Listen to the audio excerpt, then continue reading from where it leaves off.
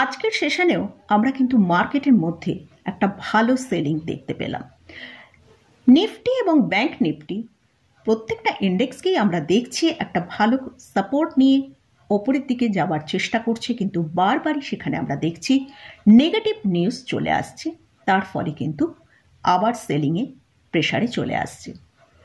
তো আমরা লাস্ট টুয়েসডেতে দেখেছিলাম যে নিফটি কিন্তু ভালো ওপরের দিকে সাপোর্ট নিয়ে ওপরের দিকে র্যালি দেখিয়েছিল, কিন্তু আমরা লাস্ট হাফে দেখলাম যে ইউক্রেন রাশিয়ার যুদ্ধের আপডেট আসার পর সেখানে মার্কেটে একটা ভালো সেলিং চলে এলো এবং তার ফলে নিফটি সেখান থেকে একটা ভালো সেলিং মোড তৈরি করে ফেললো।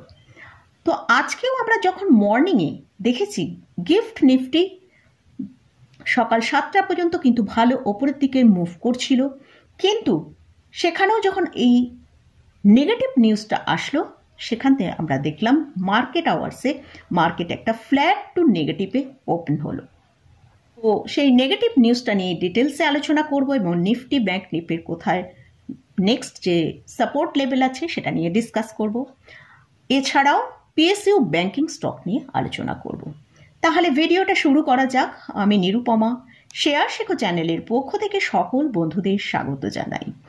আর চ্যানেলে যদি ফার্স্ট টাইম ভিজিট করে থাকেন তাহলে অবশ্যই চ্যানেলটা সাবস্ক্রাইব করে নেবেন আর পাশে থাকা বেল আইকনটা প্রেস করে রাখবেন। আমি ভিডিও আপলোড করার সাথে সাথে আপনাদের কাছে ভিডিওটা পৌঁছে যাবে। আমরা লাস্ট টুয়েসডেতেও দেখেছিলাম মার্কেট একটা রিকভার করার চেষ্টা করছে। নিফটি এখন যে 200 ডিএমআর কাছে ট্রেড করছে সেখান থেকে একটা ওপরের দিকে মুভ করার চেষ্টা করছে, কিন্তু আমরা দেখতে পাচ্ছি প্রত্যেক দিনই মার্কেটের জন্য একটা নেগেটিভ নিউজ চলে আসছে, সেখান থেকে কিন্তু একটা ভালো সেলিং তৈরি হচ্ছে। তো আজকে আমরা দেখলাম মার্কেট যে কারণটার জন্য আজকে এতটা সেলিং প্রেশার এসছে সেটা আদানি গ্রুপের স্টকের জন্য। নিউ ইয়র্কের ফেডারেল কোর্ট গৌতম আদানি এবং আরও অন্যান্যদের বিরুদ্ধে যে আরোপটা জারি করেছে যে ভারতীয় অধিকারীকে $25 কোটি তারা ঘুষ দিয়েছে তাদের সোলার এনার্জির কন্ট্রাক্ট পাইয়ে দেওয়ার জন্য। তো এর ফলে কি হচ্ছে, যেসব ইউএস ইনভেস্টররা এখানে ইনভেস্ট করেছে তাদের কাছে কিন্তু একটা ভুল মেসেজ গেছে। ছাড়াও আমাদের বম্বেতে যে আদানি গ্রিনের বন্ড আছে সেখানেও একটা ভালো সেলিং প্রেশার তৈরি হয়েছে। এর আগেও আমরা দেখেছি হিডেনবার্গ এই আদানি গ্রুপের বিরুদ্ধে যে রিপোর্ট দিয়েছিল তার জন্য আদানি গ্রুপের স্টকে একটা হিউজ সেলিং হয়েছিল, প্রায় 20% মতন আমরা সেলিং দেখতে পেয়েছিলাম। তো সেই আবারও এই নিউজের পরিপ্রেক্ষিতে আজকে আমরা দেখলাম আদানি গ্রুপের স্টকের উপর 10 to 20% সেলিং দেখতে পেয়েছি। এছাড়াও আমরা দেখলাম ব্যাংকিং স্টক এনবিএফসি স্টকে খুব ভালো সেলিং হয়েছে, যেহেতু এইসব ব্যাংকিং এবং এনবিএফসি কোম্পানিগুলো এই আদানি গ্রুপের যে কোম্পানি আছে স্টক মানে কোম্পানিগুলো আছে তাদের একটা হিউজ লোন দেওয়া আছে, তারই পরিপ্রেক্ষিতে আজকে এইসব এনবিএফসি এবং ব্যাংকিং স্টকগুলোই আমরা সেলিং প্রেশার দেখতে পেলাম। তো যাই হোক, আগে আমরা নিফটি ব্যাংক নিফটি নিয়ে আলোচনা করে নেব। নিফটি ব্যাংক নিফটির কোথায় লেভেলগুলো আছে স্ট্রং সাপোর্ট লেভেল সেটা নিয়ে ডিসকাস করব। তো নিফটি আজকে যেটা তৈরি করেছে আমরা দেখলাম যে লোটা তৈরি করেছে 23,263 আর সেখান থেকে ক্লোজিং টাইমে আমরা ক্লোজ পেয়েছি 23,349। তো নিফটি যদি এই 23,350 এই জায়গাটার সাপোর্টটা মেনটেন করতে পারে তাহলে হয়তো নিফটিকে আমরা ওপর দিকে বাউন্স দেখতে দিতে পারি। আর যদি দেখি আগামীকাল এই 23,350-এর নিচে সাস্টেন করে ট্রেড নিচের দিকে করতে থাকছে, তাহলে যদি 23,250-কে ব্রেক করে ট্রেড করে তাহলে আমরা নিফটিকে 23,000 পর্যন্ত নিচে আসতে দেখতে পারি। আর ব্যাংক নিফটির ক্ষেত্রে ব্যাংক নিফটি আজকে প্রায় 900 পয়েন্টের হায়ার লেভেল থেকে প্রায় 900 পয়েন্ট নিচে ট্রেড করেছিল।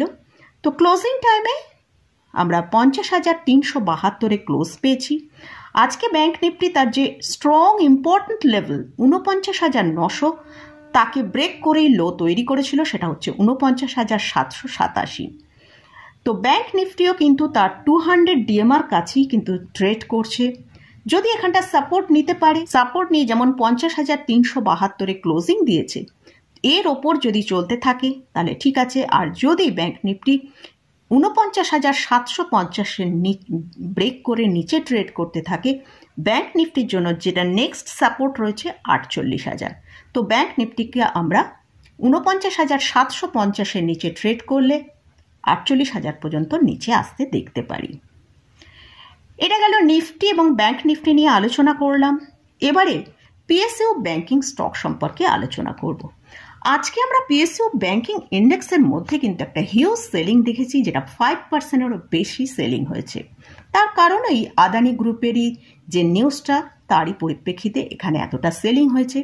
যেহেতু এনবিএফসি এবং ব্যাংকিং স্টকগুলোর এখানে একটা ভালো এক্সপোজার এই আদানি গ্রুপের রয়েছে, যে তাদের মানে এইসব ব্যাংকিং কোম্পানিগুলো অনেক বেশি লোন দেওয়া আছে, তো তার ইম্প্যাক্টটা সেক্ষেত্রে আমরা দেখতে পেয়েছি। তো সেক্ষেত্রে আমরা দেখেছি State Bank of India, Bank of Baroda, Canara Bank, PNB প্রত্যেকটা ব্যাংকিং স্টকের মধ্যেই পিএসইউ ব্যাংকিং স্টকে আমরা 5-7%-এর মতন সেলিং দেখতে পেয়েছি। এছাড়াও যদি আমরা পিএসইউ ব্যাংক ইটিএফকে দেখি, সেখানেও কিন্তু একটা স্ট্রং সেলিং হয়েছে। প্রায় 70 টাকার কাছে পিএসইউ ব্যাংক ইটিএফ ট্রেড করছে। তবে এই সব যে ব্যাংকিং স্টকগুলো এতটা নিচে এসেছে, সেক্ষেত্রে কিন্তু আমাদের কাছে কিন্তু লং টার্ম যারা পোর্টফোলিও অ্যাড করতে চান, তাদের কাছে কিন্তু এটা একটা খুব ভালো অপরচুনিটি। এই জায়গায় অল্প অল্প পরিমাণে কিন্তু অ্যাড করা যেতে পারে, কারণ স্টেট ব্যাংক অফ ইন্ডিয়া 720-তে তার সাপোর্ট রয়েছে। এরকমই ব্যাংকিং স্টকে এই যে হিউজ কারেকশানটা এসেছে, এখানে কিন্তু অল্প অল্প পজিশন নিয়ে পোর্টফোলিও হোল্ড করা যেতে পারে। এমনকি ইটিএফেও কিন্তু অল্প পরিমাণ পজিশন নিয়ে পোর্টফোলিও অ্যাড করা যেতে পারে। ব্যাংকিং স্টক এবং পিএসইউ ব্যাংক ইন্ডেক্স, ইটিএফ, এতগুলো জিনিস নিয়ে আলোচনা করলাম। এগুলো কিন্তু আমি কোনোটাই বাই রেকমেন্ডেশন করছি না। এবং ইন্ডেক্স নিয়েও আলোচনা করলাম।